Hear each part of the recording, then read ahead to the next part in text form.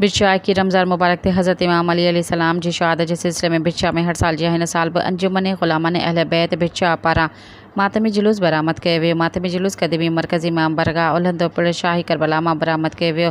हुसैनी काफ़िले जी अॻुवाणी सैयद गदा हुसैन शाह लतीफ़ी, सैयद फ़िदा हुसैन शाह लतीफ़ी, सैयद जरार शाह लतीफ़ी ऐं सैयद नादी अली करबलाई कई।